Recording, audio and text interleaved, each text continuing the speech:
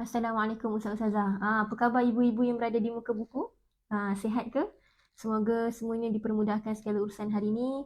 Mana yang sedih, semoga diberikan gembira. Mana yang sakit, mana yang tidak sihat, diberikan kesihatan semula. Mana yang ada periksa ke sekarang? Tak ada kan? Tak ada periksa.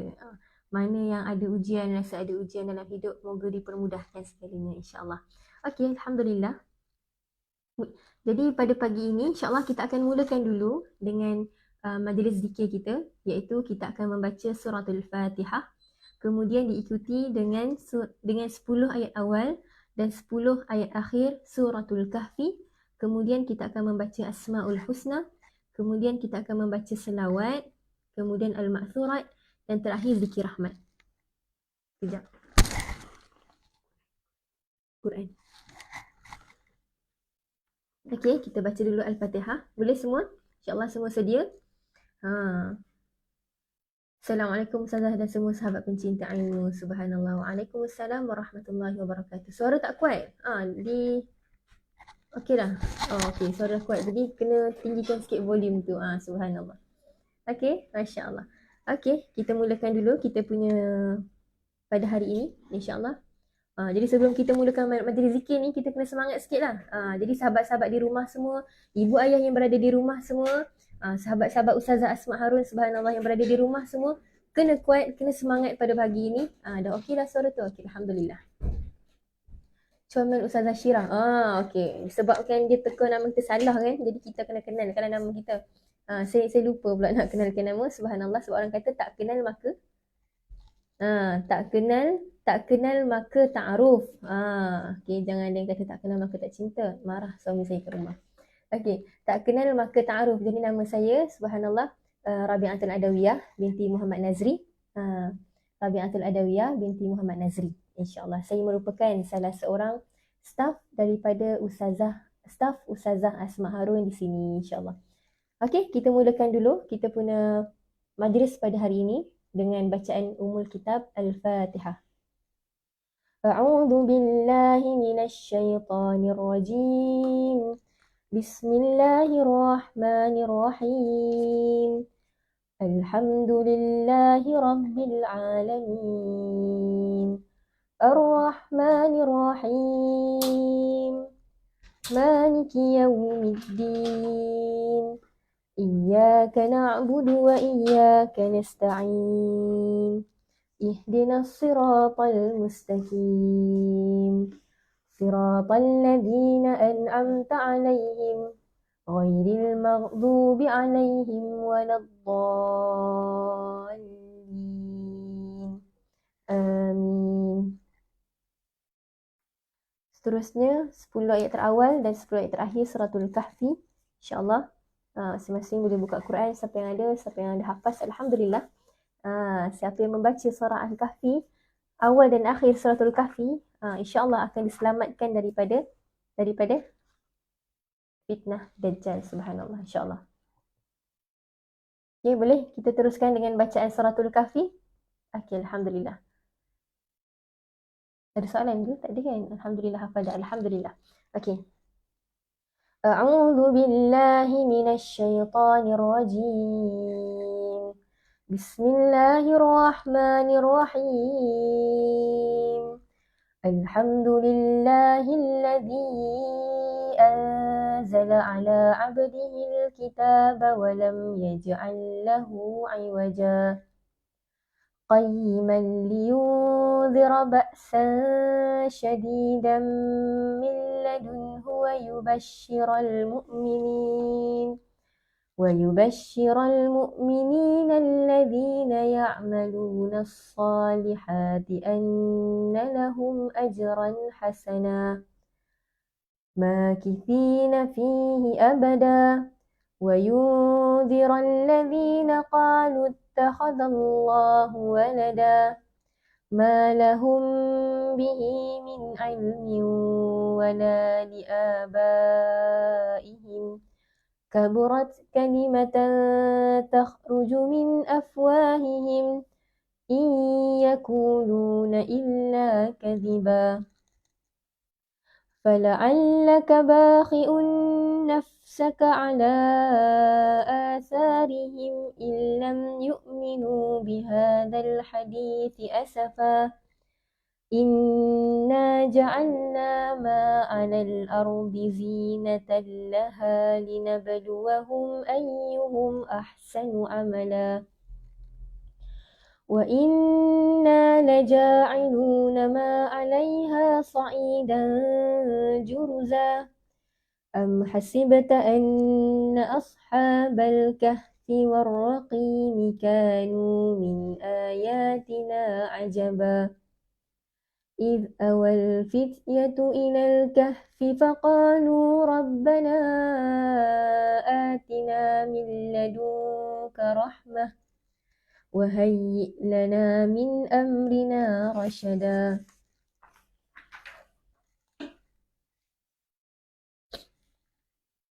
وأردنا جهنم يومئذ للكافرين أرضا الذين كانت أعينهم في غطاء عن ذكري وكانوا لا يستطيعون سمعا أفحسب الذين كفروا أن يتخذوا عبادي من دوني أولياء إنا أعتدنا جهنم للكافرين نزلا قل هل ننبئكم بالأخسرين أعمالا الذين ضل سعيهم في الحياة الدنيا وهم يحسبون أنهم يحسنون صنعا أولئك الذين كفروا بآيات ربهم ولقائه فحبطت أعمالهم فلا نقيم لهم يوم القيامة وزنا ذلك جزاؤهم جهنم بما كفروا واتخذوا آياتي ورسلي هزوا إن الذين آمنوا وعملوا الصالحات كانت لهم جنات الفردوس نزلا خالدين فيها لا يبغون عنها حولا قل لو كان البحر مدادا لكلمات ربي لنفد البحر قبل أن تنفد كلمات ربي ولو جئنا بمثله مددا قل إنما أنا بشر مثلكم يوحى إلي أنما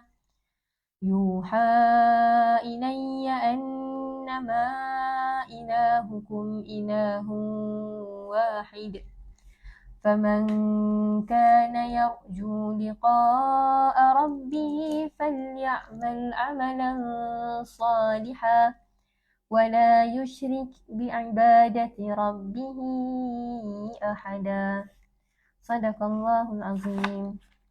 Subhanallah, Alhamdulillah. Kita sudah membaca Suratul Kahfi 10 ayat terawal dan 10 ayat terakhir. Alhamdulillah. Kita sudah baca juga tadi surah Al-Fatihah dan diikuti dengan surah Al-Kahfi. Alhamdulillah. Dan insyaAllah kita akan sambung semula dengan bacaan Asma'ul Husna. Jadi siapa yang hafaz ni, jadi siapa yang hafaz, Alhamdulillah. Siapa yang hafaz bolehlah buka di Quran. Subhanallah.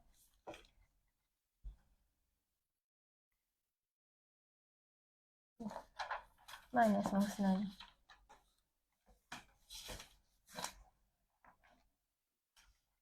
Okey, sekejap ya. Okey.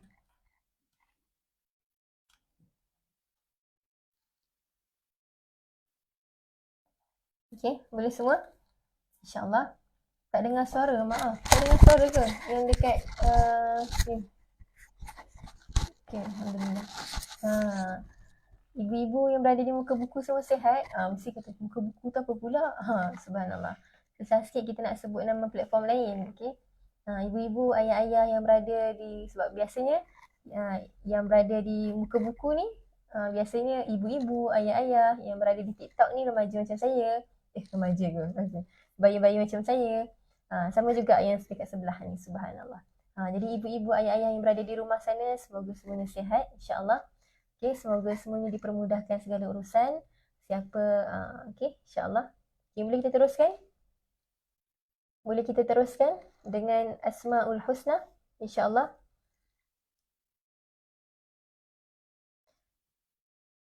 Nabi kata apa?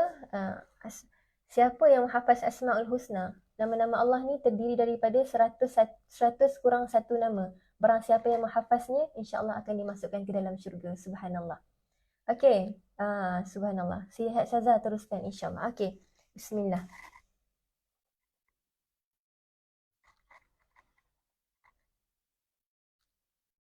Nas'aluka ya man huwa Allahul samadul qadirul muqtadirul muqaddimul muakhirul awwalul akhir الظاهر الباطن الوالي المتعالي البر التواب المنتكم العفو رؤوف المالك الملك ذو الجلال والإكرام المقسط الجامع الغني المغني المانع الضار النافع النور الهادي البديع الباقي الوارث الرشيد الصبور الذي ليس كمثله شيء وهو السميع البصير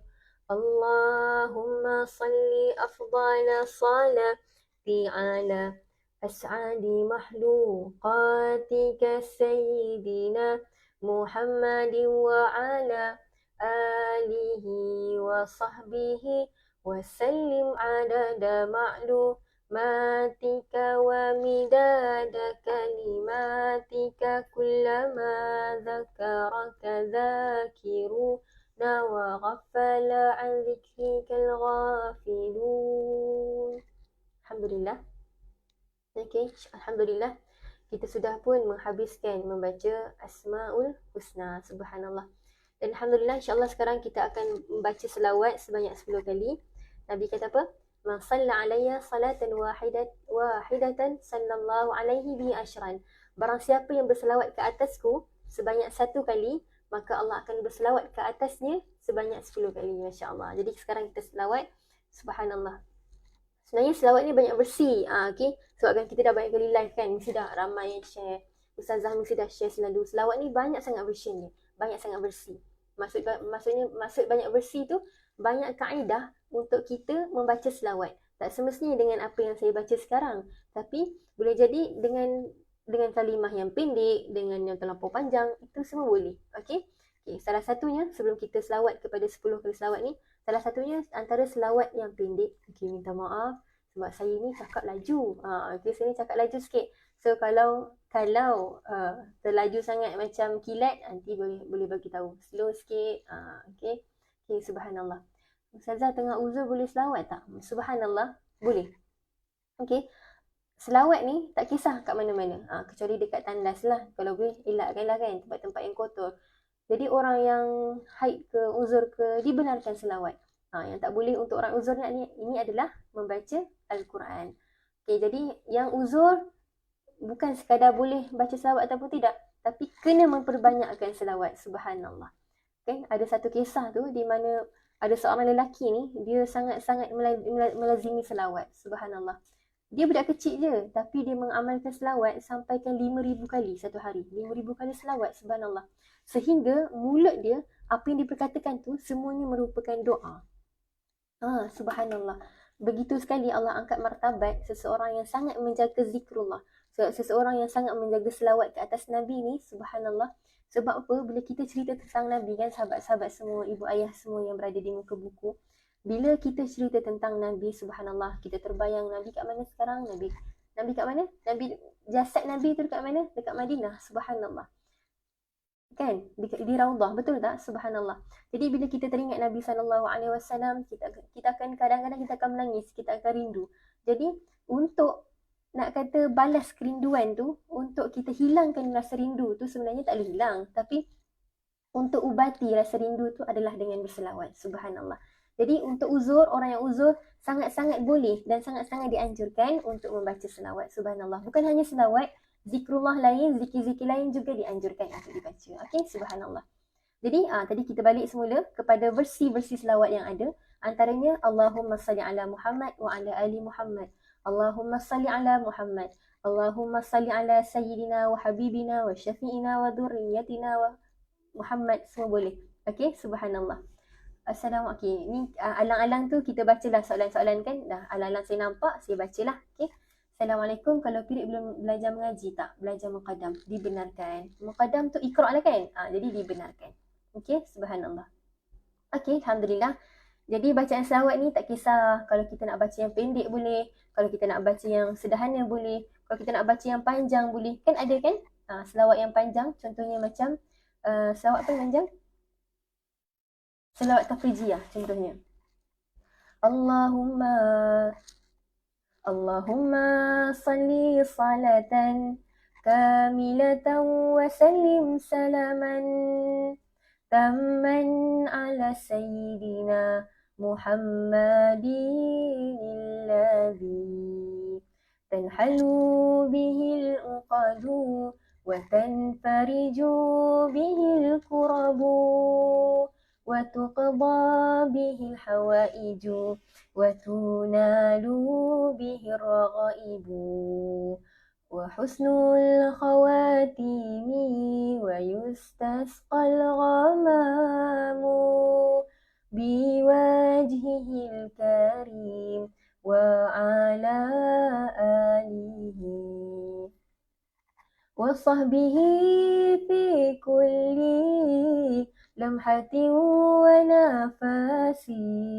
ونفس بعدد كل معلوم لك.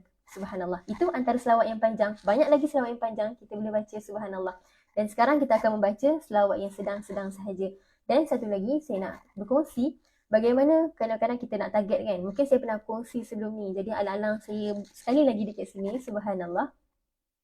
Kita cara untuk kita kadang-kadang kita target nak selawat 1000 kali, 2000 kali, 3000 kali kan. Jadi macam mana tu, selawat dah panjang. Takkan lagi-lagi kalau selawat tafrijiyah yang kita baca tadi tu terlampau panjang tadi tu kan. Macam mana kita nak dapatkan 1000 kali, subhanallah. Jadi sebelum tu orang tanya, Ustazah ke mana? Ustazah pergi haji. Kita doakan semoga Ustazah, Ustaz dan para jemaah haji semuanya dipermudahkan segala urusan. Jadi cara untuk kita mudah capai selawat 1000 kali dengan cara macam mana? Yang pertama kita selawat macam biasa. Allahumma salli ala Muhammad wa ala ali Muhammad. Kali kedua, kali ketiga, kali keempat kita buat macam mana? Allahumma salli alaih, Allahumma salli alaih, Allahumma salli alaih, Allahumma salli alaih sampai berapa kali yang kita mampu. Okay, jadi itu caranya lah yang saya belajar. Kita baca selawat pertama tu full, panjang dulu. Kemudian diikuti dengan yang pendek, yang ringkas, Allahumma salli alaih sampai kita mampu. Dan kalau kita dah nak henti, tak apalah berhenti macam biasa. Tapi waktu kita nak sambung semula, katakanlah kita berhenti tu time kali ke-500. Kemudian kita nak sambung 501 tu, kita kata tak apalah nanti petang nantilah dalam kereta waktu nak balik daripada kerja kan. So waktu ke 501 tu, 501 waktu dalam kereta tu, kita baca semula yang panjang. Okay, jadi insyaAllah bila kita amalkan, bila kita buat macam tu, lagi mudah untuk kita capai 1000 zikir kita tu. Subhanallah. InsyaAllah. Okay? Okay, alhamdulillah. Macam nak tengok ni, view ni. Kita belah. Yang di muka buku tau lah, 637. Subhanallah. Ahlan wa sahlan kepada yang baru masuk. Semoga Allah merahmati, melindungi dan permudahkan segala urusan semua. InsyaAllah. Okay. Cantik spek Ustazah. Habislah. Nanti dia screenshot, nanti dia beli spek sama macam kita kan. Okay, tak adalah, saya melawak je, subhanallah. Okay, kita akan teruskan dengan bacaan selawat sebanyak 10 kali. Okay, bismillahirrahmanirrahim. Allahumma salli ala sayyidina Muhammad wa ala alihi wa sahbihi wa sallim. Allahumma salli ala Sayyidina Muhammad wa ala alihi wa sahbihi wa sallim. Allahumma salli ala Sayyidina Muhammad wa ala alihi wa sahbihi wa sallim. Allahumma salli ala Sayyidina Muhammad wa ala alihi wa sahbihi wa sallim. Allahumma salli ala Sayyidina Muhammad wa ala alihi wa sahbihi wa sallim. Allahumma salli ala Sayyidina Muhammad wa ala alihi wa sahbihi wa sallim. Allahumma salli ala Sayyidina Muhammad wa ala alihi wa sahbihi wa sallim. Allahumma salli ala Sayyidina Muhammad wa ala alihi wa sahbihi wa sallim. Allahumma salli ala Sayyidina Muhammad wa ala alihi wa sahbihi wa sallim. Allahumma salli ala Sayyidina Muhammad wa ala alihi wa sahbihi wa sallim. Allahumma salli ala Sayyidina Muhammad wa ala alihi wa sahbihi wa sallim.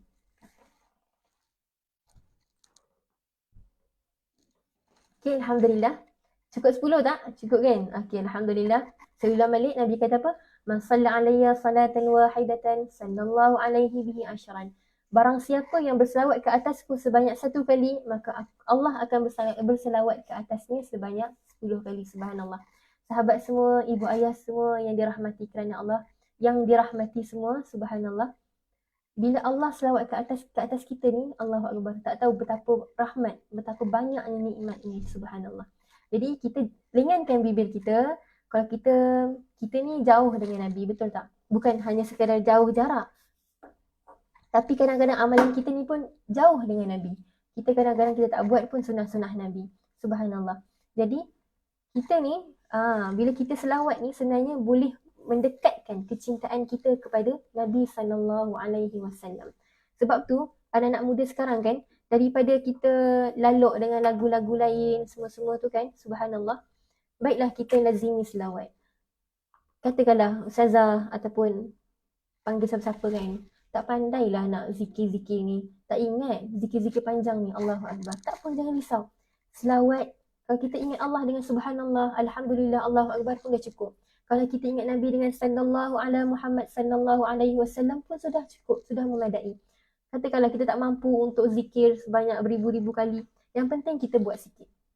Okay? Kita pupuk dalam diri kita pupuk dalam zuriat-zuriat kita pupuk dalam keturunan kita pupuk dalam keluarga kecil kita pupuk dalam keluarga besar kita untuk mencintai Nabi sallallahu alaihi wasallam.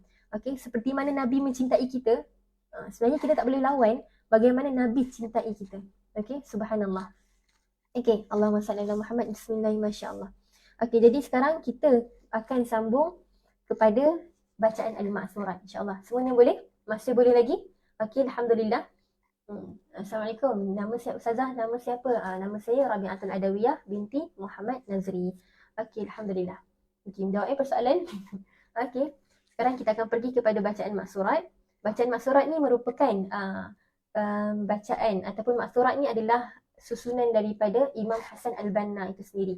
Iaitu Imam Hasan Al-Banna ni, dia mengumpulkan semua hadis-hadis Nabi berkaitan doa, dia mengumpulkan dalam satu buku, subhanallah. Dan kami daripada Hijrah, daripada Ustazah Asma Harun sendiri, ada menyusun Asmaul Husna dalam satu buku, iaitu 6 surah pilihan dan Al-Ma'surat, surah pilihan dan Ma'surat, beserta terjemahan surah berbaris, dalil faedah zikir.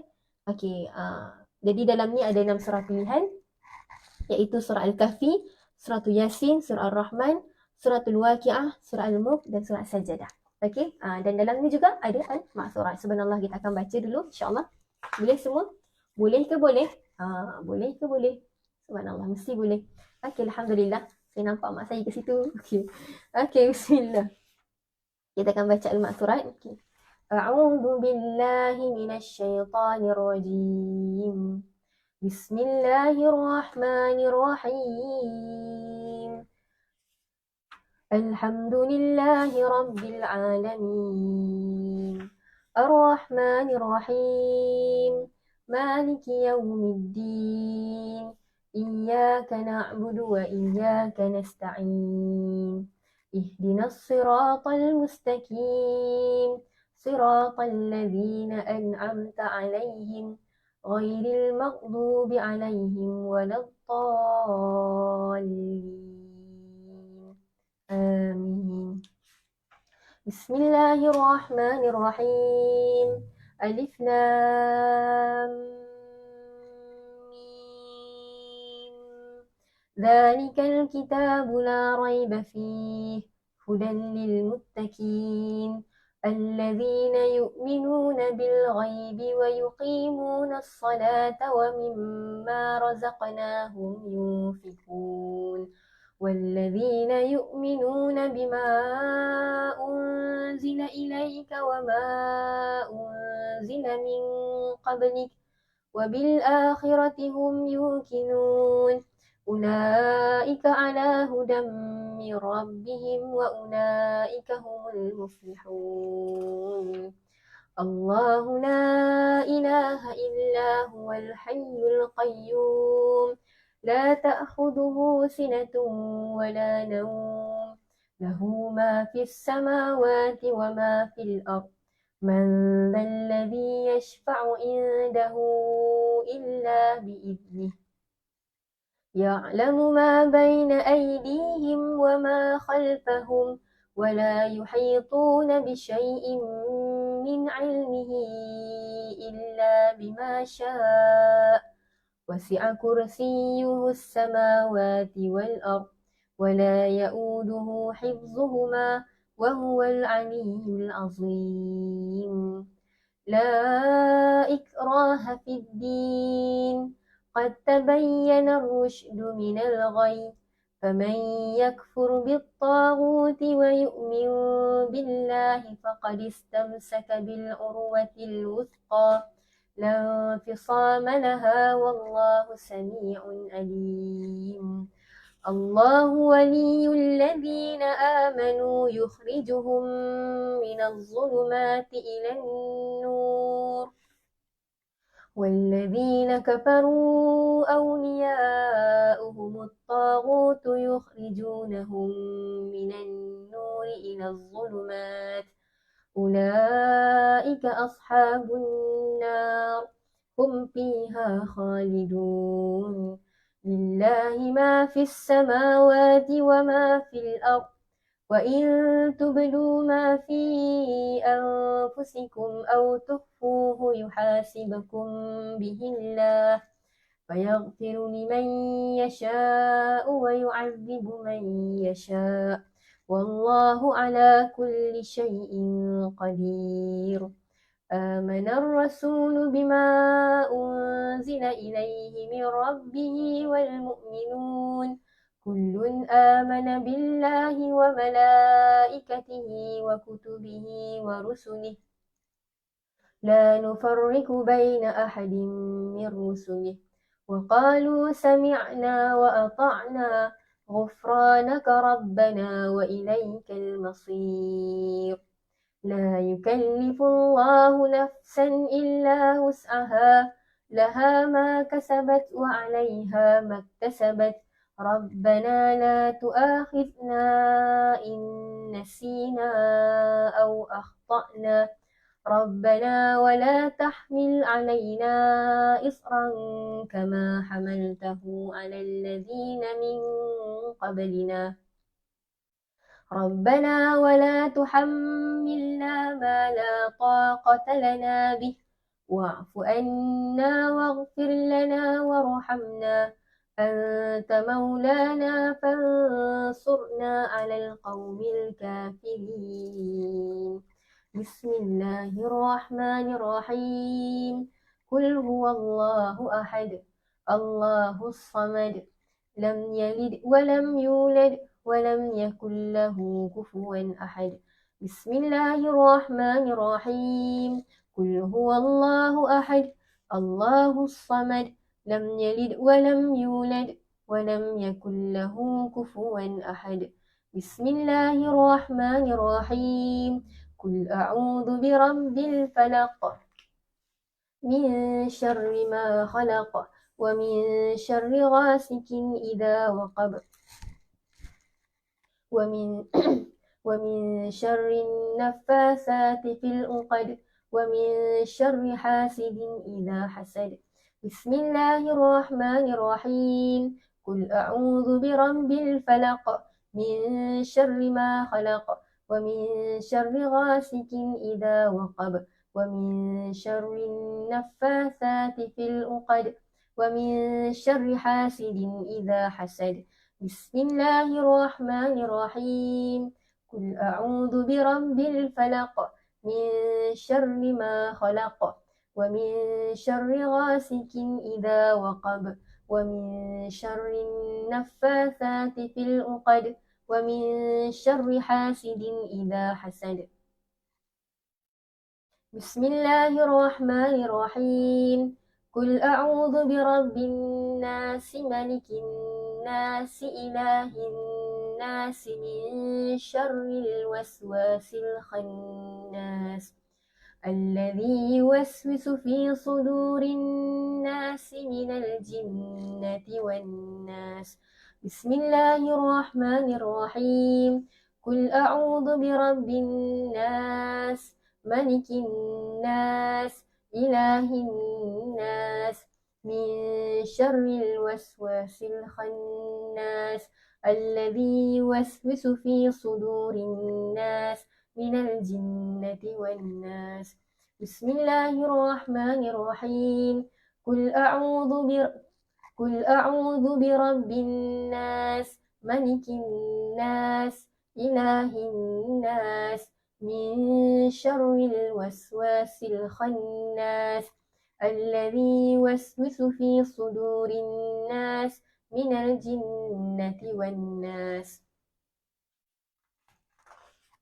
أصبحنا وأصبح الملك لله والحمد لله لا شريك له لا إله إلا هو وإليه النشور أصبحنا على فطرة الإسلام وكلمة الإخلاص وعلى دين نبينا محمد صلى الله عليه وسلم وعلى ملة أبينا إبراهيم حنيفا وما كان من المشركين اللهم إني أصبحت منك في نعمة وعافية وستر فأتم علي نعمتك وعافيتك وسترك في الدنيا والآخرة اللهم ما أصبح بي من نعمة أو بأحد من خلقك فمنك وحدك لا شريك لك فلك الحمد ولك الشكر يا ربي لك الحمد كما ينبغي لجلال وجهك وعظيم سلطانك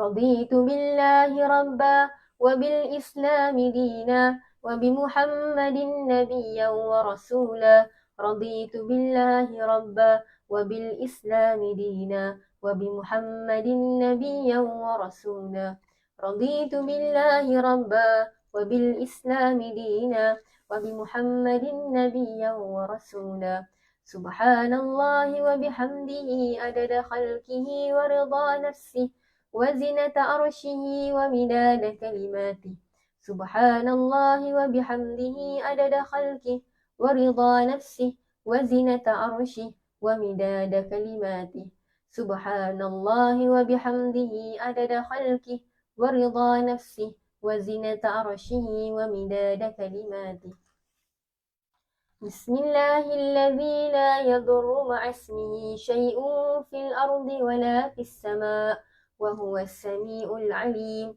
بسم الله الذي لا يضر مع اسمه شيء في الأرض ولا في السماء وهو السميع العليم بسم الله الذي لا يضر مع اسمه شيء في الأرض ولا في السماء وهو السميع العليم اللهم إنا نعوذ بك من أن نشرك بك شيئا نعلمه ونستغفرك لما لا نعلمه أعوذ بكلمات الله التامات من شر ما خلق أعوذ بكلمات الله التامات من شر ما خلق أعوذ بكلمات الله التامات من شر ما خلق اللهم إني أعوذ بك من الهم والحزن وأعوذ بك من العجز والكسل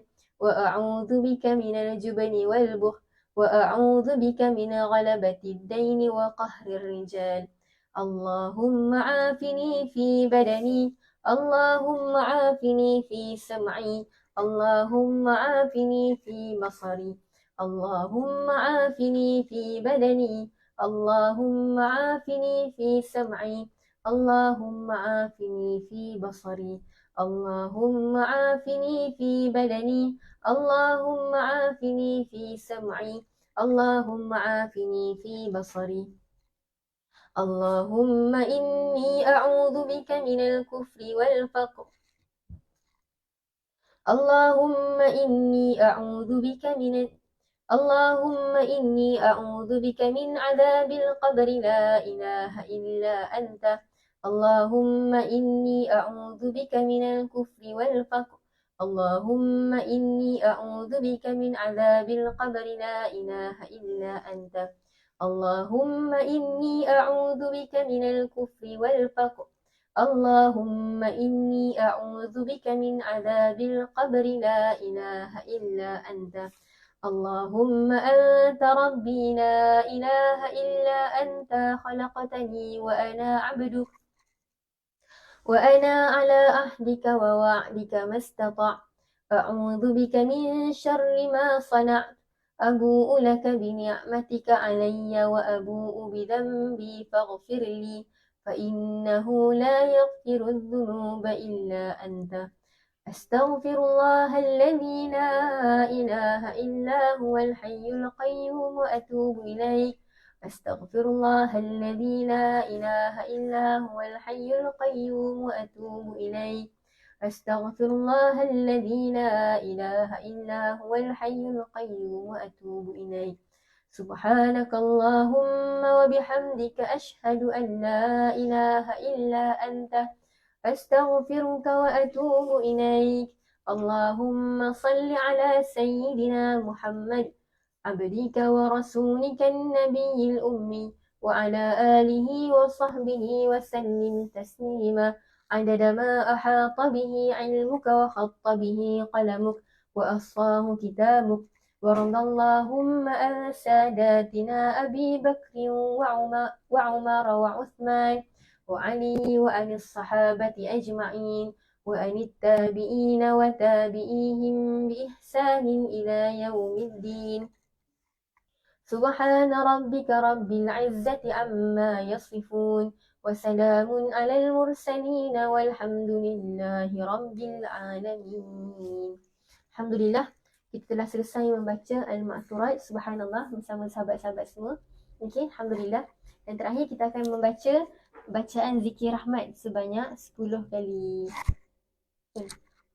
Okey, insya-Allah. Okey. Alhamdulillah. Wah, semua bahagia dah habis baca Al-Ma'thurat, subhanallah. Hebat semua ni, subhanallah, insya-Allah. Ni semua ni kalau dalam medan pertempuran tu kan mesti semua ke depan ni, subhanallah. Hebat sangat ni, masya-Allah. Semangat dia lain macam. Subhanallah. Okay, kita akan teruskan dengan bacaan zikir rahmat sebanyak 10 kali. Bismillahirrahmanirrahim. La ilaha illallah wahdahu la syarika lah, lahul mulku wa lahul hamdu wa huwa ala kulli syai'in qadir. La ilaha illallah wahdahu la syarika lah, lahul mulku wa lahul hamdu wa huwa ala kulli syai'in qadir. La ilaha illallah wahdahu la syarika lah, lahul mulku wa lahul hamdu wa huwa ala kulli syai'in qadir. La ilaha illallah wahdahu la syarika lah, lahul mulku wa lahul hamdu wa huwa ala kulli syai'in qadir. La ilaha illallah wahdahu la syarika lah, lahul mulku wa lahul hamdu wa huwa ala kulli syai'in qadir. La ilaha illallah wahdahu la syarika lah, lahul mulku wa lahul hamdu wa huwa ala kulli syai'in qadir. La ilaha illallah wahdahu la syarika lah, lahul mulku wa lahul hamdu wa huwa ala kulli syai'in qadir. La ilaha illallah wahdahu la syarika lah, lahul mulku wa lahul hamdu wa huwa ala kulli syai'in qadir. La ilaha illallah wahdahu la syarika lah, lahul mulku wa lahul hamdu wa huwa ala kulli syai'in qadir. La ilaha illallah wahdahu la syarika lah, lahul mulku wa lahul hamdu wa huwa ala kulli syai'in qadir. Alhamdulillah. Cukup tak 10? Subhanallah. Okay, Alhamdulillah. Ya Allah, berikan kami kesihatan yang baik, sihat walafiat dalam umur yang barakah. Kabul insyaAllah. Amin ya Allah. Kabul ya Allah insyaAllah. Betul. Salah satu doa yang kita kena amalkan kan, subhanallah, ya Allah Tuhan kami, panjangkan umur kami dalam ketaatan. Panjangkan umur kami dalam ketaatan, sebab kita tak nak hidup dalam kerugian. Subhanallah. Sebab kita ni pendosa, betul tak? Kita ni pendosa, banyak sangat dosa yang kita buat. Terlalu banyak, tak terkira, tak terhitung. Kadang-kadang kan, subhanallah. Kadang-kadang kita masuk dalam live ni kan, kita tengok, oh ada ustazah lah, bukan ustaz, ustazah kita masuk lah, niat dah salah dah. Kita dapat apa? Dapat dunia. Jadi kita semua benda tu kena betulkan, subhanallah. Setiap daripada kita tak pernah terlepas daripada dosa. Tapi sebaik-baik daripada kita, sebaik-baik daripada manusia, sebaik-baik daripada hamba Allah itu siapa? Mereka yang selalu bertaubat, mereka yang lazimi taubat, mereka yang tahu, mereka sedar mereka ada dosa dan mereka bertaubat, subhanallah. Jadi ingat, subhanallah, sahabat-sahabat saya kat luar sana, ibu ayah kat luar sana, subhanallah, kita ni memang pendosa, terlalu banyak dosa. Janganlah kita pandang orang luar sana tu dengan kacamata sinis. Okay? Sebab kita sendiri ni pun, kalau Allah buka aib kita kan, sebab tu kita kena banyak doa, Allahumma stur auratana, Allahumma stur auratana, Allahumma stur auratana. Ya Allah Tuhan kami, ampun, ya Allah Tuhan kami, tutuplah aib kami ya Allah. Sebab tu kita ni jangan pandang orang dengan pandangan sinis. Alah budak ni isap rokok contohnya kan, isap rokok, apalah teruk sangat. Allah Akbar. Daripada kita cakap teruknya budak ni isap rokok, baik kita doa, ya Allah lapangkan hati dia, bukakan hati dia untuk tutupkan hati dia daripada untuk isap rokok, subhanallah. Okay? Sebab tu saya teringat dengan satu kisah Imam Masjidil Haram, Imam Haramain, kalau tak salah saya lah, subhanallah kan. Dia tu terlampau nakal. Imam Haramain ni terlampau nakal. Tapi setiap kali dia nakal, setiap kali dia buat perangai ni, ibu dia cakap apa tau? Ibu dia tak kata macam geram betul lah aku dengan budak ni, nakal betul, tak. Tapi dia kata, kau ni nanti ni jadi imam Mekah nanti ni. Dia setiap kali dia marah anak ni, dia cakap benda yang baik. Setiap kali dia marah anak dia, dia cakap benda yang baik. Dia mendoakan. Subhanallah. Sehingga, sebab tu orang kata, doa ibu ni mustajab, doa ibu ni makbul. Kita minta lah doa ibu kita kan. Kita nak pergi kerja ke, nak pergi mana, minta doa. Doakan adik, doakan kakak, doakan saya gitu kan. Subhanallah. Jadi kita kena lazimi cakap benda-benda yang baik. Subhanallah. Okay. Jadi Alhamdulillah kita telah membaca surah Al-Fatihah, suratul Kahfi, Asmaul Husna, Selawat, Al-Ma'thurat dan Zikir Rahmat. Alhamdulillah. Jadi insyaAllah sekarang okey lagi, semua sihat lagi. Kita ambil dalam masa 10 minit tu untuk kita berkongsi sedikit. 10 minit dan lebih lah. Okay, insyaAllah. Ini kan? Okay, bila ada sahabat yang kata on, so kita on lah. Kalau dia kata jangan tutup, so kita akan tutup. Okay, insyaAllah. Period boleh baca Al-Kahfi ke? Okay, bagi orang yang period, bagi orang yang dalam keadaan uzur, kalau kita dah lazimi kan, sebenarnya banyak khilaf. Okay, ada yang kata tak dibenarkan. Tapi ada yang kata kalau kita dah lazimi, kalau kita sudah lazimi sesuatu surah, contoh kan, kita dah baca surah Al-Mulk, setiap malam kita baca. Setiap malam kita baca sampai kalau kita tinggal tu, kita rasa tak sedap hati. Jadi kita dibenarkan untuk baca. Tapi bukan niat membaca lah, niat zikir. Tapi saya cakap, subhanallah, itu banyak sangat-sangat pendapat dia. Ada yang kata tak boleh langsung untuk bagi para makzurah, untuk bagi para wanita yang dalam keuzuran untuk membaca. Okay, tapi ada juga yang membenarkan. Jadi, tapi dengan pastikan kalau kita nak baca tu surah-surah yang kita dah biasa bacalah. Contohnya macam Al-Ma'thurat, kita boleh baca. Sebab kenapa? Al-Ma'thurat ni dia adalah himpunan-himpunan doa. Tapi ada juga dalam tu ayat Quran. Tapi sebab sudah dijadikan zikir, maka dibenarkan. Okey. Ustazah Asma ada ke kejap lagi? Belum lagi. Lepas dalam pagi ni insya-Allah Ustazah tak masuk. Insya-Allah nanti untuk live nanti Ustazah akan adalah sebab Ustazah sekarang berada di Mekah. Ustazah sekarang ni tengah buat haji. Jadi kita sama-sama doakan Ustazah, okey? Dan semua para jemaah haji kat sana insya-Allah. Okey, alhamdulillah. Okey, sekarang ni kita dah masuk berapa Zulhijjah? Siapa tahu? Ibu ayah yang berada di muka buku, sahabat-sahabat yang berada di TikTok, sahabat-sahabat yang berada di sebelah sini, nak sebut pun takut. Okey, subhanallah. Sekarang kita dah masuk berapa Zulhijjah? Laju sahabat di TikTok. Nania, 7. Okey, subhanallah. Terima kasih, kita sudah masuk kepada 7 Zulhijjah. Subhanallah, bila kita tengok dalam lingkungan 7 Zulhijjah, 7 ke 8 ni? Afifah Syazana kata 8. 7 ke 8? 7, salah. Okey, kita telah masuk kepada 7 Zulhijjah. Subhanallah. Jadi, bila 7 Zulhijjah ni, dia dalam lingkungan 10 hari terawal bulan Zulhijjah.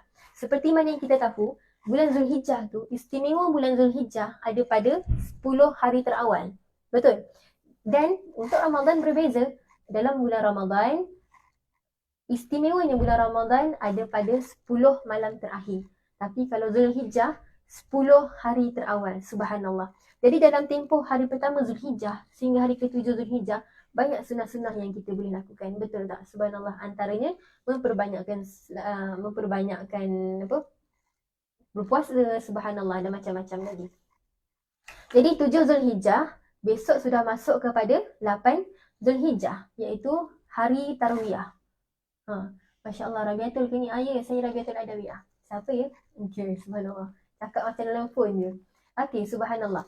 Jadi besok sudah masuk kepada 8 Zulhijjah, iaitu hari Tarwiyah. Hari Tarwiyah ni apa? Nanti kalau kita cerita tentang bab haji ni, dia terlalu panjang. Okay, bab haji, apa tu rukun haji, syarat haji. Okay, hari Tarwiyah ni adalah hari sebelum para jemaah wukuf di Arafah. Kita tahu kan? Al-Hajjun Arafah. Sesungguhnya haji itu pada Arafah. Apa benda pula semua ni kan? Okay, sekarang ni kita tengah masuk. Sekarang ni saya nak bawa sahabat-sahabat semua. Kita masuk satu pintu. Kita buka pintu. Kita akan masuk kepada musim haji. Sebab sekarang ni kita telah masuk kepada bulan Zulhijjah. Dan hari ni 7 Zulhijjah. Besok 8 Zulhijjah. Kemudian 9 Zulhijjah dan 10 Zulhijjah. Hari kemuncak, iaitu hari wukuf di Arafah. 9 dan 10. Subhanallah. Jadi sahabat semua, bila kita cerita tentang korban, bila kita cerita tentang haji, bila kita cerita tentang korban, kita akan ingat apa? Benda paling utama kita akan ingat apa? Kalau kita cerita tentang haji, cerita tentang korban, kita akan ingat siapa? Kita akan ingat kisah Nabi Ibrahim, Nabi Ismail. Betul tak? Semua benda yang dah kita selalu dengar. Betul tak semua? Betul ke betul? Betul. Subhanallah. Bila cerita tentang korban, kita akan ingat kisah Nabi Ibrahim nak sembelih anaknya Nabi Ismail, sampai dia kata apa ke anak dia? Ya bunayya, inni ara fil manam anni azbahu fanzur madza tara. Anak dia kata apa? Ya abati if'al ma tu'mar satajiduni insyaallah minas sabirin. Nabi Ibrahim kata apa? Wahai anakku, aku bermimpi aku menyembelihmu. Nabi Ibrahim kata apa? Aku bermimpi aku sembelih kamu. Macam mana pendapat kamu ni? Fanzur madza tara. Nabi Ismail kata apa? Ya abati alma tu'mar. Wahai ayahku, lakukanlah apa yang disuruhkan Allah kepadamu. Jadi kita akan ingat kisah-kisah tu. Betul tak? Subhanallah. Cerita tentang korban, kita akan ingat tentang kisah korban. Okay. Kalau kita cerita tentang korban, kita akan ingat kisah korban Nabi Ibrahim dan Nabi Ismail. Kalau kita cerita tentang haji, kita akan ingat tentang keseluruhan kisah. Iaitu kisah daripada sa'i. Iaitu sa'i ni kisah apa? Kisah Siti Hajar berlari-lari untuk mendapatkan air kepada Nabi Ismail AS. Betul tak? Ketika mana? Nanti saya ceritalah kalau sempat insyaAllah. Jadi bila kita cerita tentang korban, kita masuk musim korban, hati kita akan sayu, kita akan teringat kisah Nabi Ibrahim AS. Nabi Ibrahim ni subhanallah, sahabat-sahabat semua, ibu ayah semua, kalau kita nak tahu, keluarga Nabi Ibrahim ni adalah satu keluarga besar yang sangat hebat. Sebab kenapa? Korban ni bukan hanya kisah Nabi Ibrahim, bukan hanya kisah Nabi Ismail. Tetapi bila kita telusuri setiap kisah, rupanya korban ada dalam satu keluarga besar Nabi Ibrahim AS. Kenapa saya cakap macam tu? Sebab sebenarnya Nabi Ibrahim ni, dia membawa satu tema dalam keluarga dia adalah cinta dan pengorbanan. Subhanallah. Nak diceritakan, sebenarnya korban ni, pengorbanan bermula dengan kisah Siti Sarah, Nabi Ibrahim, kemudian Siti Hajar dan Nabi Ismail AS. Kenapa saya kata Siti Sarah pun berkorban dalam keluarga besar Nabi Ibrahim AS? Sebab apa? Kita tahu kan, Siti Sarah ni seorang wanita yang pandai, wanita yang hebat, tetapi disanggup korbankan diri dia untuk mengikuti Nabi Ibrahim, untuk bernikah dengan Nabi Ibrahim dalam keadaan ramai orang yang sangat-sangat benci Nabi Ibrahim waktu tu. Betul tak? Nabi Ibrahim waktu tu, dia kan nak kata orang panggil dia bodoh, orang panggil dia gila, orang panggil dia tak betul. Tapi Siti Sarah ni tetap nak berkahwin dengan Nabi Ibrahim alaihissalam. Yang pertama. Yang kedua, apa pengorbanan Siti Sarah? Paling hebat. Yang kita rasa pun, walaupun kita tahu kisah ni, tapi belum tentu kita mampu untuk lakukan seperti mana Siti Sarah. Subhanallah. Kita tahu kisah Siti Sarah tidak dikurniakan anak walaupun sudah lanjut usia. Betul tak? Kan ibu ayah kan? Kadang-kadang kita tengok kawan-kawan, tengok orang-orang tua yang tak ada anak-anak semua, mereka sedih. Macam tu juga Siti Sarah. Siti Sarah ni sedih sangat-sangat bila tak diberikan, bila nak kata dia sedih tapi dia reda. Sedih dalam reda, tak dikurniakan cahaya mata. Jadi dia apa? Dia berkorban apa? Korban cinta, iaitu dia membenarkan suami dia untuk bernikah dengan Siti Hajar. Dia yang cari Siti Hajar untuk berkahwin, untuk dikahwinkan dengan Nabi Ibrahim. Subhanallah. Hebat kan? Hebat tak Siti Sarah? Kalau saya tak tahulah, saya tak mampu rasanya. Okey. Kalau sahabat semua, okey, subhanallah, mungkin mampulah, hebat. Kalau saya tak hebat lah, saya tak mampu macam tu. Subhanallah. Jadi itu adalah pengorbanan Siti Sarah yang membenarkan, yang mengizinkan, yang memberikan, yang mencarikan seorang perempuan untuk diberikan kepada suami dia. Subhanallah. Kenapa? Supaya suaminya ada zuriat, ada keturunan. Hebat tak pengorbanan Siti Sarah, sahabat semua? Hebat kan? Subhanallah. Nampak tak? Keluarga ni bukan hanya pengorbanan tu saat Nabi Ibrahim sembelih Nabi Ismail, tidak. Tetapi rupanya pengorbanan tu bermula daripada ibu ayah tu sendiri. Hebat kan? Masya Allah. Allahu Akbar. La hawla wa la quwwata illa billah. Bismillah, masya Allah. Bismillahirrahmanirrahim. La ilaha illahu. Jadi sahabat semua, itu adalah kisah Siti Sarah. Siti Sarah ni, saya yakin, dia macam kita semua lah. Kalau sedih, merajuk, jealous, cemburu. Bukannya bila dia dah bagi Nabi Ibrahim bernikah, dia tak cemburu tak? Dia cemburu. Sebab tu Allah nak jaga hati Siti Sarah ni, sahabat semua. Allah nak jaga hati Siti Sarah ni, ibu ayah semua kan. Allah perintahkan Nabi Ibrahim alaihissalam untuk membawa Siti Hajar ke Mekah. Nampak tak? Betapa sayangnya Allah terhadap Siti Sarah ni.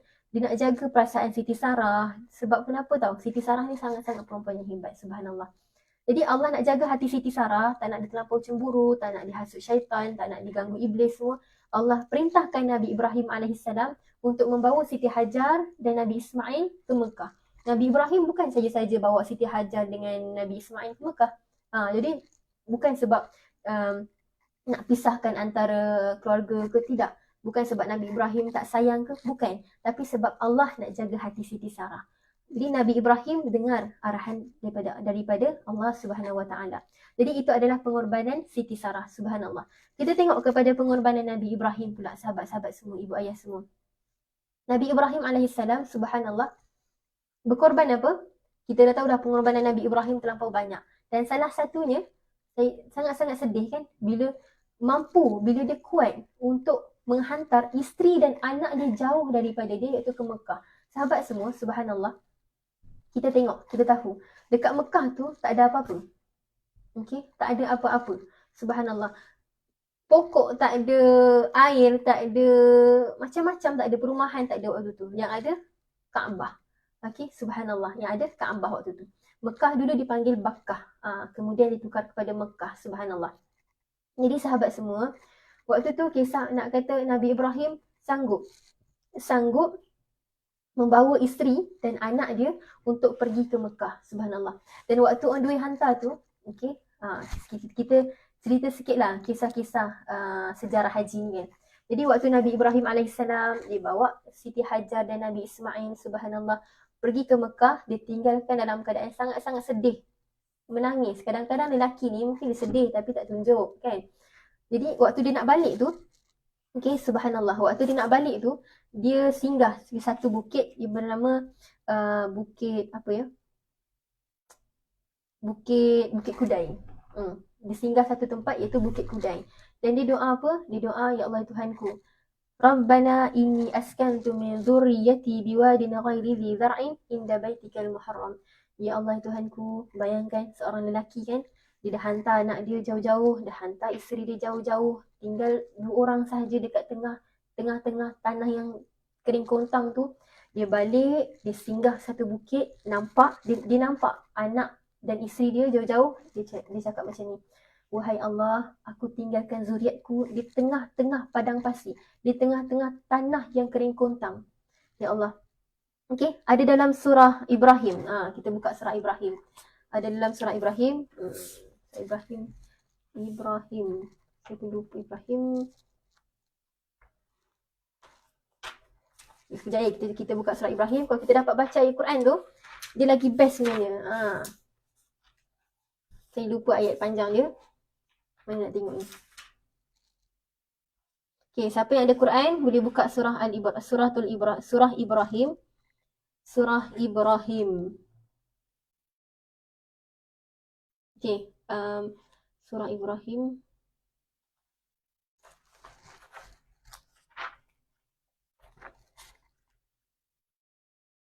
Buka ayat 37. Surah Ibrahim buka ayat 37. Okay. Subhanallah. A'udzu billahi minasyaitonir rajim. Muka surat 260 ayat 37. Okey, kita cuba baca dulu surah Ibrahim ni, ayat di mana Nabi Ibrahim alaihissalam baca ketika berada di Bukit Kudai, dia berdoa, ya Allah Tuhanku, dia kata apa ni? Bismillahirrahmanirrahim.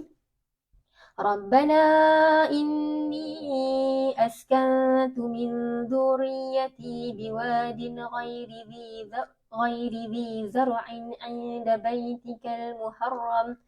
ربنا ليقيموا الصلاة فاجعل أفئدة من الناس تهوي إليهم وارزقهم من الثمرات لعلهم يشكرون.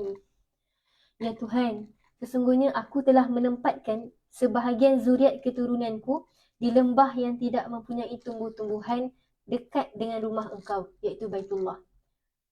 Ya Tuhan, agar mereka mendirikan salat, maka jadikanlah hati sebagian manusia cenderung kepada mereka dan berilah mereka rezeki daripada buah-buahan, mudah-mudahan mereka bersyukur. Subhanallah. Bayangkan, subhanallah, ibu ayah semua kan, Nabi Ibrahim duduk di jauh-jauh, dia doa, wahai Tuhanku, aku telah menempatkan zuriatku di sini ya Allah, di tempat yang tak ada apa-apa, yang dekat dengan rumah Engkau ya Allah. Supaya apa? Supaya mereka mendirikan salat. Subhanallah. Surah Ibrahim ayat 37 muka surat 260. Itu adalah doa Nabi Ibrahim alaihissalam kepada Allah untuk menjaga anak dan isterinya yang ditinggalkan dekat Mekah. Subhanallah. Dan kemudian waktu ditinggalkan tu tak ada apa-apa, betul tak? Jadinya waktu tu sebabkan kering kontang. Bayangkan tengah panas, tengah kering kontang, kemudian panas pula, subhanallah. Waktu tu Nabi Ismail meragam. Menangis kan. Dia hentak kaki, subhanallah. Jadinya Siti Hajar ni, dia tengok anak dia kan, sedih lah. Jadinya sebab tu dia nak carikan air. Sebab itulah adanya rukun haji iaitu sa'i. Dari Safa ke Marwah, Marwah ke Safa. Siti Hajar, dia lari dari Safa ke Marwah, dari Marwah ke Safa. Kenapa dia lari? Sebabkan waktu kat Safa, dia nampak ada air kat Marwah. Safa Marwah tu apa? Bukit. Bukit Safa. Waktu tu dekat Bukit Safa. Kemudian dia nampak ada air dekat Bukit Marwah. Dari dekat Bukit Marwah, dia nampak pula ada air dekat Bukit Safa. Biasa kan, kalau kita tengah-tengah panas, kita akan nampak orang panggil Fata Morgana. Jadinya bila nampak macam tu, Sayyidatina Hajar ni, Siti Hajar ni, dia pun lari-lari anak untuk mendapatkan air. Tapi bila nak dapatkan air tu, tanpa sedar, dah 7 kali larian. Subhanallah. Jadi tiba-tiba waktu dia dekat Marwah, dia nampak Nabi Ibrahim alaihissalam senyap. Okay? Bila senyap, subhanallah, dia nampak ada air yang memancar keluar di bawah tapak kaki Nabi Ismail alaihissalam. Dan seterusnya, dia pergi dekat Nabi Ismail, dia kata, kenapa ada air ni kan? Tapi taklah, dia cakap bahasa Melayu, dia cakap bahasa dia lah kan. Dia nampak, kenapa ada air ni? Subhanallah. Jadi dia pun cakap Zam-Zam. Air Zam-Zam tu maksudnya adalah bertakunglah. Dan sampai sekarang ada, subhanallah. Hebat dan barakahnya air yang dihentak oleh kaki Nabi Ismail dan kemudian diucap oleh Siti Hajar tu sendiri. Zam-Zam, subhanallah. Jadi itu adalah kisah sa'i, di mana wajib bagi kalau kita tahu rukun haji kan, rukun haji, niat semua tu, wukuf di Arafah, lepas tu ada apa, ada subhanallah sa'i dan seterusnya, tawaf terakhirlah, gitu-gitu kan, subhanallah. Jadi sahabat semua, bila kita tengok kisah tu, kita nak cerita tentang apa tadi kan? Kita nak cerita tentang pengorbanan, subhanallah. Jadi kita nampak pengorbanan Nabi Ibrahim yang menghantar isterinya Siti Hajar dan Nabi Ismail ke Mekah, tanah tandus, tak ada apa-apa. Subhanallah. Itu adalah pengorbanan Nabi Ibrahim. Kita sambung tadi kisah tadi kan. Jadi bila Siti Hajar dia dah dapat cari air untuk anak dia, bila air keluar daripada hentakan kaki Nabi Ismail alaihissalam, kemudian dia buat apa? Diorang hiduplah kat situ, diorang hidup. Tiba-tiba ada satu kabilah, iaitu kabilah Jurhum datang. Kabilah Jurhum datang, dia kata, kenapa ada burung satu tempat tu? Biasa kan kalau tiba-tiba ada air, dia akan burung tu dia mengelilingi je air itu. Subhanallah. Jadinya satu kabilah ni, dia datang, dia tengok, ada burung lah, mesti ada penempatan kat situ. Jadi dia pun datang, dia pun tanya Siti Hajar. Dia kata, boleh ke kalau kami nak duduk kat sini buat perkampungan?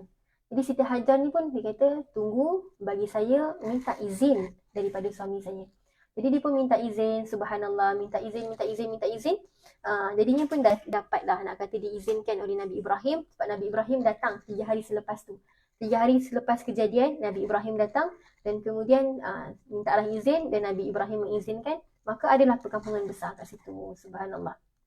Dan kalau kita tengok Kaabah sebenarnya dah ada lama dan sebenarnya banyak riwayat lah. Ada yang kata waktu zaman Nabi Ibrahim dah, Nabi Adam dah ada yang kata sebelum Nabi Adam lagi dah ada. Okay, wallahu alam. Jadinya Kaabah waktu tu dia runtuh. Sebab kenapa? Sebab banjir besar pada zaman Nabi. Siapa dapat jawab? Kaabah pernah runtuh sebab berlakunya banjir besar pada zaman Nabi. Siapa dapat jawab? Hebatlah. Subhanallah, Muhammad Zaf daripada TikTok, subhanallah, Mr. Zaf. Zaman Nabi Nuh, subhanallah. Berlakunya banjir besar pada zaman Nabi Nuh, subhanallah, yang menyebabkan Kaabah hancur. Bila Kaabah hancur, subhanallah, waktu Nabi Ibrahim tu, tinggal sikit-sikit je.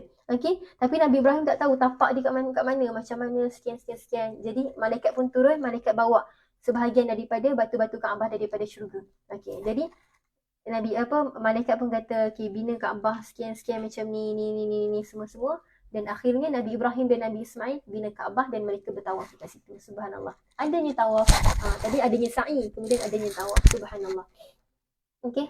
Tadi sebenarnya kita masuk pada awal-awal tadi kita cerita tentang hari Tarawiyah. Betul tak sahabat semua? Kita cerita tentang Tarawiyah. Betul tak? Betul ke betul? Subhanallah. Hari Tarawiyah besok merupakan hari Tarawiyah, iaitu 8 Zulhijjah. Kenapa dipanggil hari Tarawiyah? Apa yang dimaksudkan dengan hari Tarawiyah? Apa yang dimaksudkan dengan hari Tarawiyah? Imam Ibnu Qudamah dia menafsirkan perkataan Tarawiyah tu kepada dua perkataan, kepada dua maksud. Yang pertama, Tarawiyah iaitu yarwi, rawa, mengumpulkan air. Jadi para jemaah haji, mereka akan bermalam di Mina. Dan waktu tu mereka akan kumpulkan air untuk bawa ke Arafah besok. Waktu mereka nak wukuf di Arafah, jadi mereka akan bawa air. Jadi bila bawa air tu dipanggil Tarawiyah. Itu pendapat pertama. Itu maksud pertama. Maksud kedua daripada Ibnu Qudamah, dia kata apa?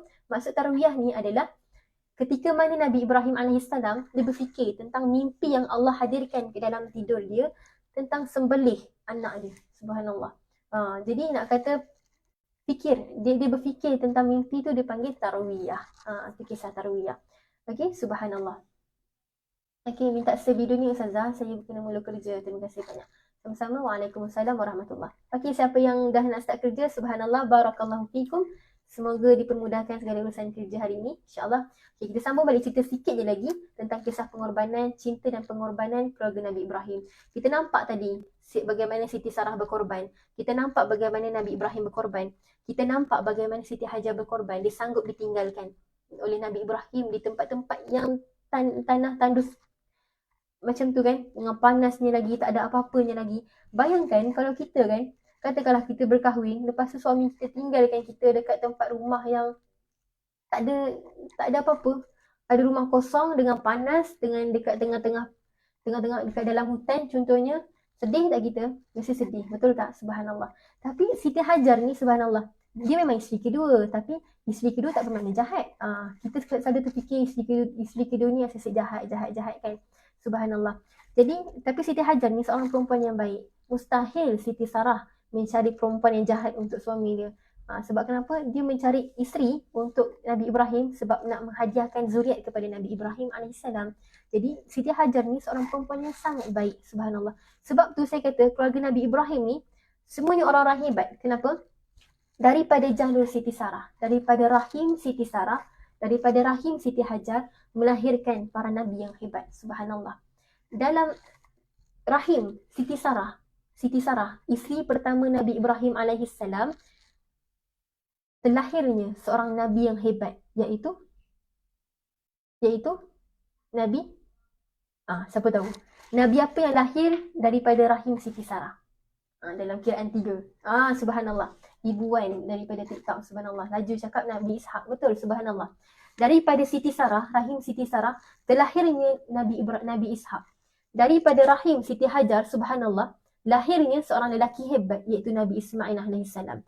Tetapi dalam jalur Nabi Ishak ni, subhanallah, kalau kita tengok jalur kehidupan para nabi kan, Nabi Ishak, Nabi Ibrahim, Siti Hajar, Siti Sarah. Bawah Siti Sarah ada Nabi Ishak.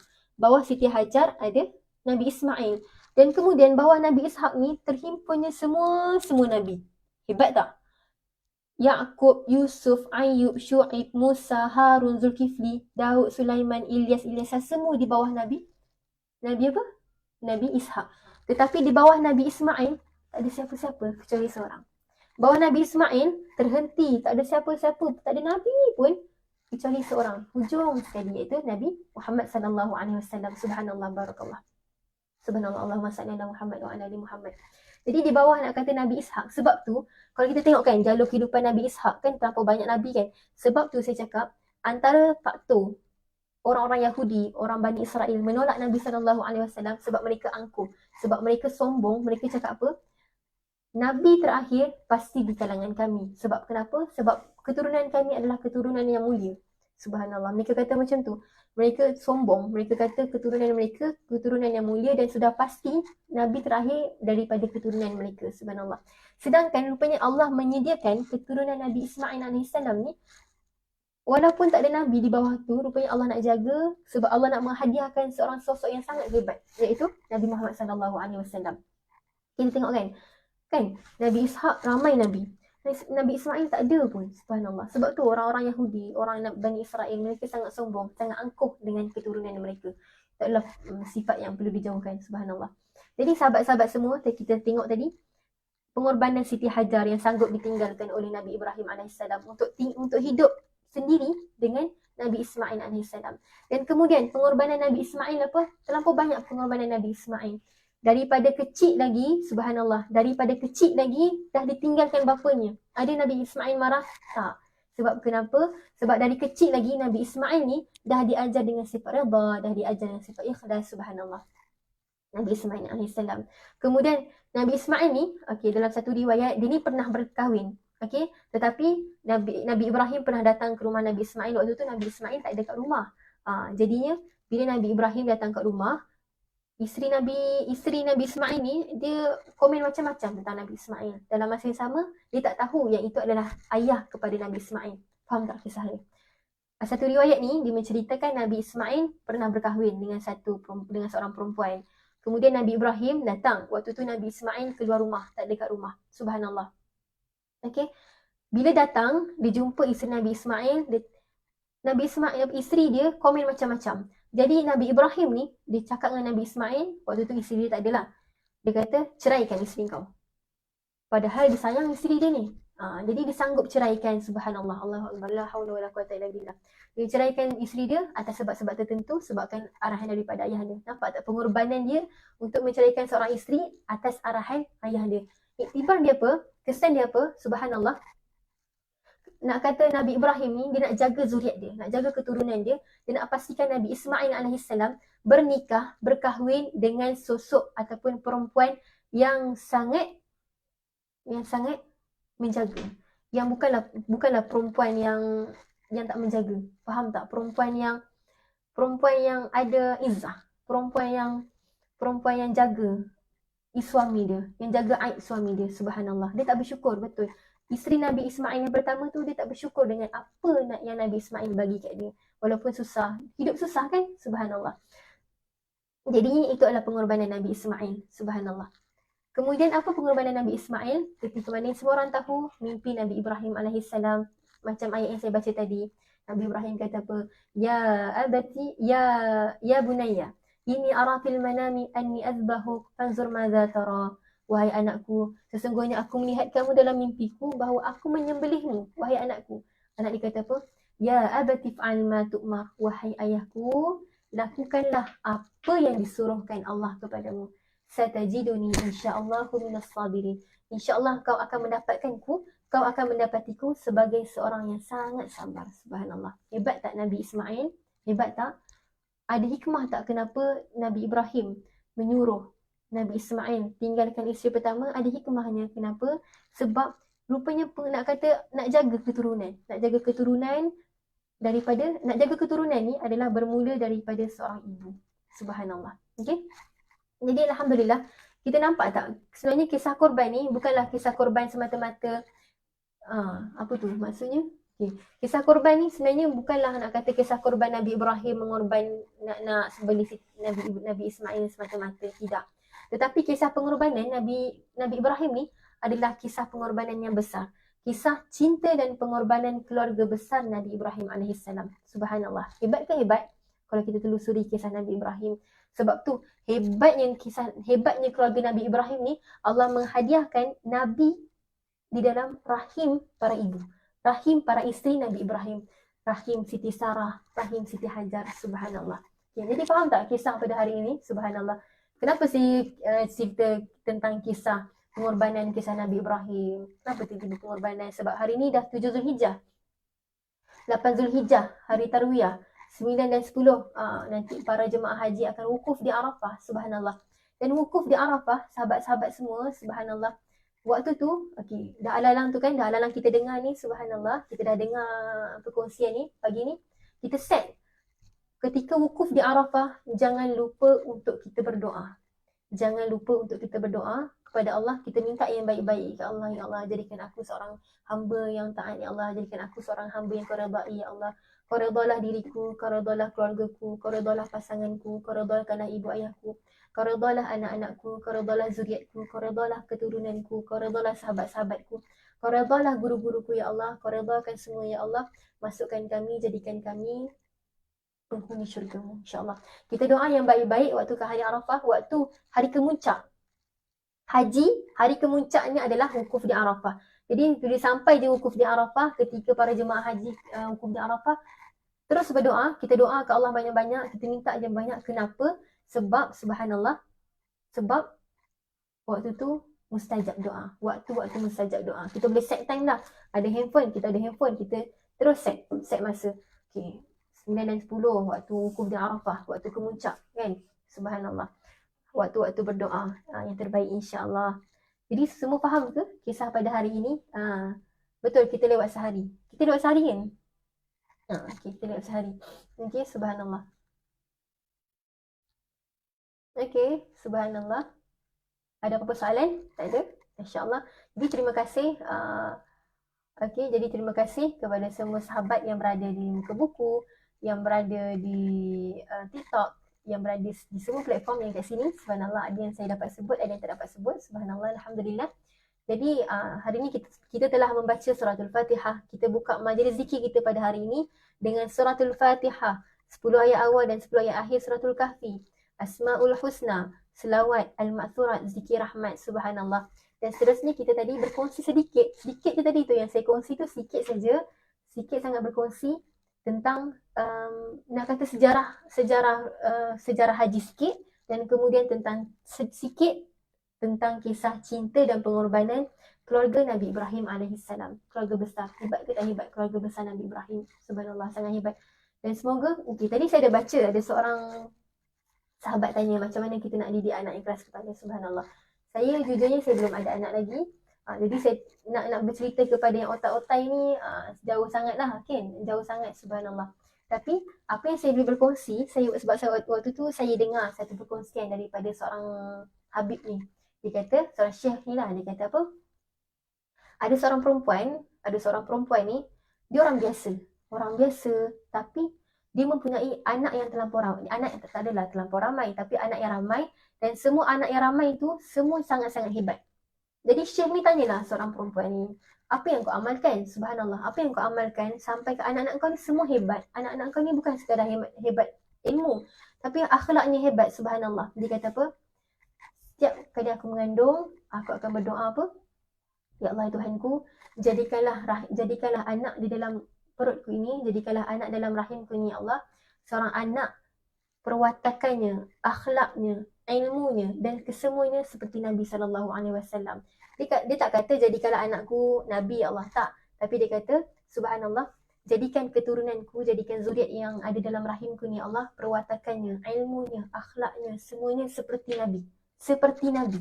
Dia tak kata jadikanlah seperti Ronaldo, tak adalah contohnya kan, tak ada. Tapi dia kata sebab dia tahu itu adalah nak kata kita punya secret admirer terbesar kita adalah subhanallah adalah Nabi SAW.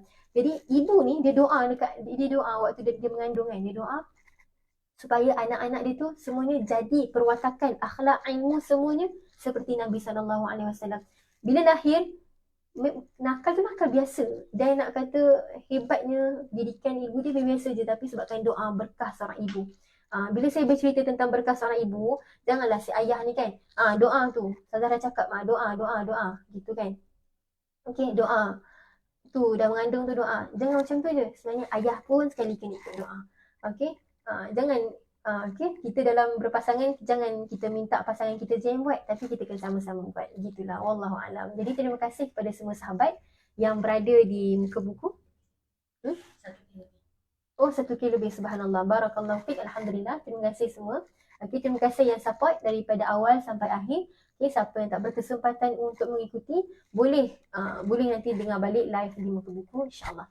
Okay, alhamdulillah. Terima kasih. Ada apa persoalan lagi? Sebab kita pun dah 8.40, Masya Allah lama. Tadi takut sangat. Tiba-tiba lama pula, terlama. Okay, subhanallah. Okay, alhamdulillah. Terima kasih. Barakallahu fikum. Terima kasih kepada yang mendengar. Subhanallah, alhamdulillah. Kita tutup kita punya. Okay, subhanallah. Kita ni, kalau kita tahu kan, kita tengok para jemaah haji yang berada di Mekah, mereka akan buat amalan mereka. Betul tak? Mereka akan buat amalan mereka lah. Tetapi kita kat sini, apa yang kita dianjurkan? Okay, kita dianjurkan untuk berpuasa besok. Kita dianjurkan untuk berzikir, banyakkan berzikir. Kita dianjurkan untuk banyak salat sunat. Kita dianjurkan untuk banyak buat ibadah, amal ibadah. Dan salah satunya, subhanallah, bagi sahabat semua, untuk pengetahuan sahabat semua, mungkin ada yang tak tahu, mungkin ada yang tahu, alhamdulillah, kita ada korban. Ustazah Asma Harun ada korban sendiri, subhanallah. Jadi bagi sahabat-sahabat yang belum berkesempatan untuk buat korban, saya dulu kan, waktu saya belajar, saya teringat dengan pesanan daripada saya punya lecturer. Dia tanya kami, siapa yang dah buat korban? Nampak tak semua? Okay. Dia tanya, siapa yang pernah buat korban? Ramai angkat tangan. Mungkin ramai angkat tangan. Lepas tu dia kata, saya nak tahu siapa yang buat korban dengan duit dia sendiri. Okay. Siapa yang buat korban dengan duit dia sendiri, angkat tangan. Tak ada siapa yang angkat tangan. Termasuk saya tak ada siapa. Sebab kenapa? Kita sebelum ni kan, remaja-remaja yang umur 12, budak-budak kecil, daripada umur yang kecil sehingga biasanya sampai 22 tahun, 23. Biasanya tak mampu nak buat korban dan ibu ayah yang buat korban. Betul tak? Alihkan sikit bagi nampak muka. Okay. Jadinya biasanya ibu ayah kita yang buatkan korban. Dan kita pun claim kita dah buat korban. Tapi saya punya lecturer tu kata apa?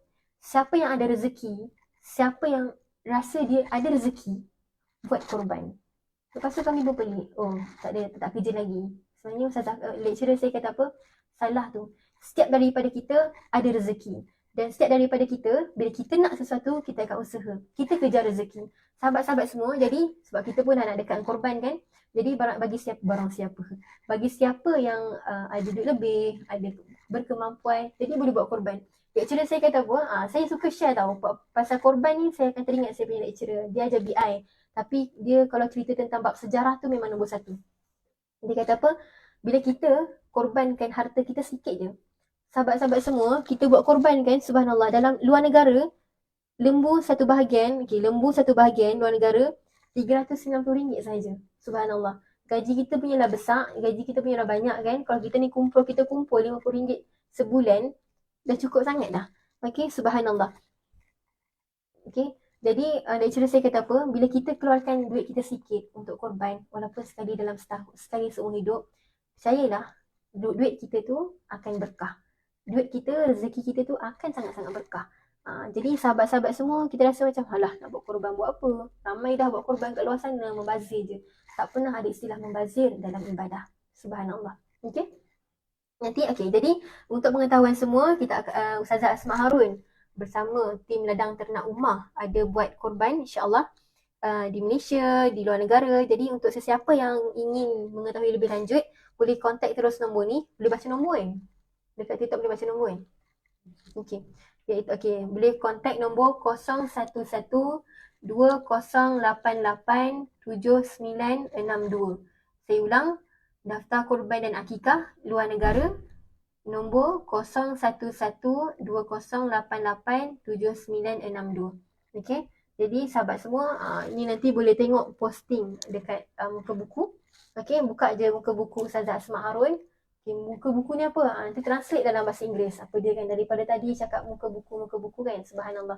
Jadi sesiapa yang ingin daftar korban bersama Ustazah Asma Harun, okey, boleh kontak terus nombor tadi yang saya sebut, ataupun terus pergi ke muka buku Ustazah Asma Harun. Dekat situ kami dah share sikit tentang info-info ibadah korban.